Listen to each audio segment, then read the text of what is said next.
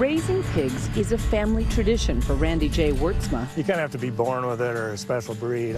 Hog farming is built on flow of lots of numbers, flowed efficiently on tight margins. For 3 generations, this 2,500-acre farm in Rushmore, Minnesota, has kept food on the table for his own family and thousands of others across the country. Of course, we're in business to make a profit, make money, and make a living, but we are an essential cog in feeding the world. Many farms like mine, and this is where pork comes from. Without us, there wouldn't be any. Wurtzma is contracted to sell his pigs, $24,000 a year, to one of the country's biggest pork companies, JBS Processing, a lucrative deal until it was interrupted 2 months ago. More meatpacking plants close after COVID outbreaks. The site of one of America's biggest outbreaks. Several major meat processing plants are struggling to keep up due to sick workers. Today, he's still recovering from the blow of the first wave of COVID-19 that infected workers, shutting down several major meat processors, including JBS, this spring. Yet, he's finding himself bracing again. I am very concerned about a second wave of coronavirus. We're still backed up on pigs from the first shutdowns. With at least 38 states reporting an increase in COVID cases, Wurtzma is among the many who are worried about the economy coming to another standstill and creating a lasting impact on the industry and the meat supply chain. Will we ever run out of meat? The answer is no. Will we have some shortages? Yeah, there's a good possibility that we can. How long? That we can't tell you. The closure at JBS in April left Wurtzma with the farm full of pigs ready for slaughter, but nowhere to go. You could lose the farm, literally. How heavy does that weigh on you? When that plant closed down, when we had no market for our pigs, technically we had 15,000 pigs in our yard, and they were worth $0.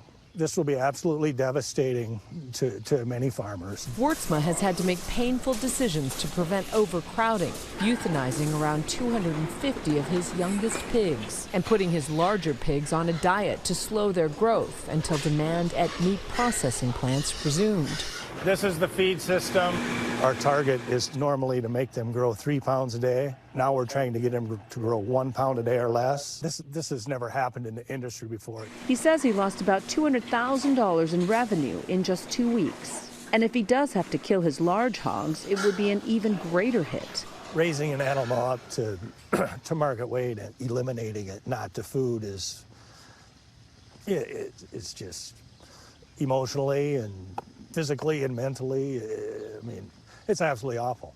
It hurts you not just in the pocketbook. It's got to hurt you in the gut somewhere. These pigs are one of God's gifts. These pigs are intended for food. It's literally sinful to take this food and destroy it. How does culling your herd, culling down those pigs, affect the food chain down the line?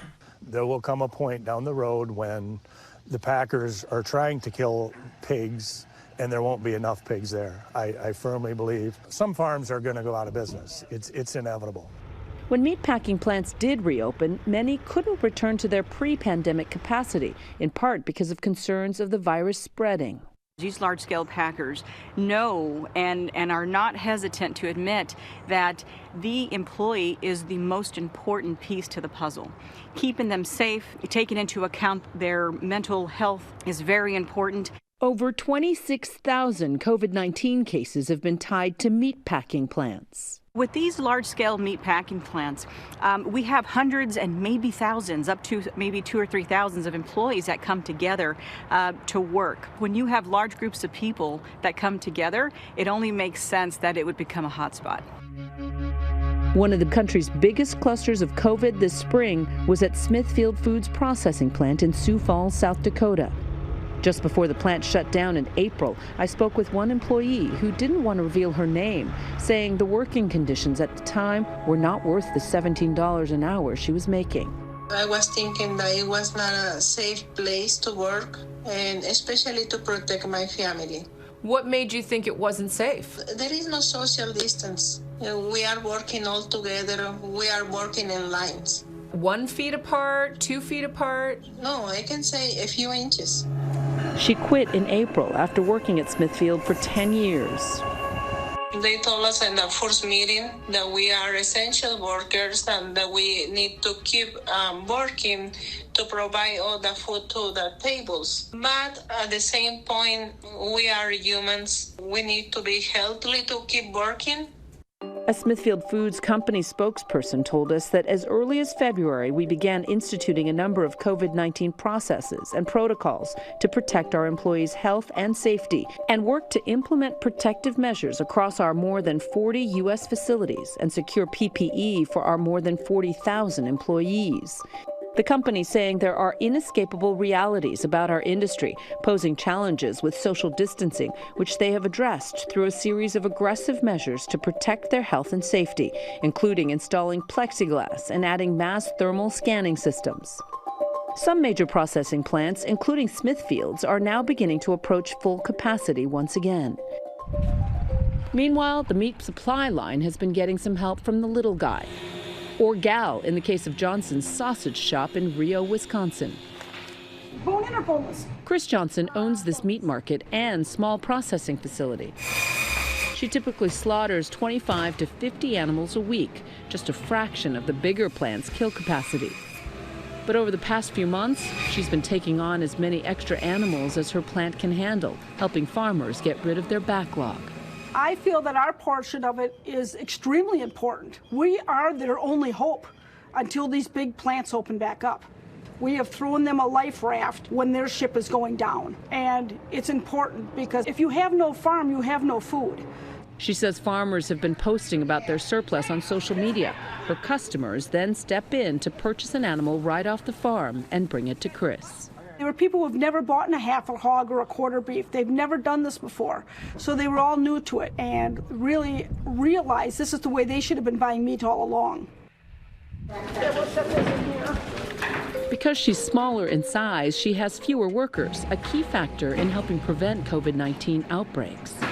She's completely booked through early next year, now processing 70 to 80 animals a week, almost double her pre-pandemic output. Every additional animal she takes on benefits farmers and consumers. What's the situation if we wouldn't have these small plants right now and we only had the big plants? Then everybody would be out of food, period. The pricing is phenomenal here. I think they're going to end up busier than the supermarkets and grocery stores. These guys are by far the bargain and the way to go. And all the extra work at Chris's plant means jobs for people in her community. It's a win-win for everybody. They need money, I need workers.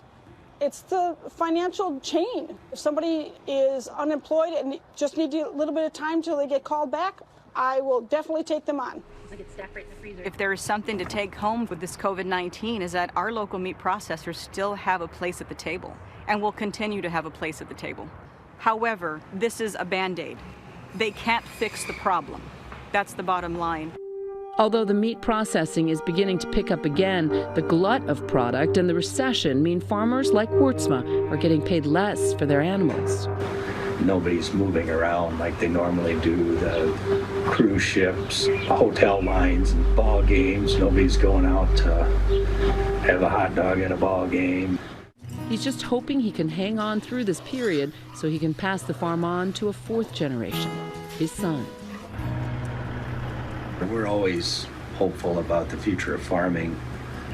Farming has always had its challenges throughout the years. As long as there's an outlet for our products, we generally figure out a way to make it go.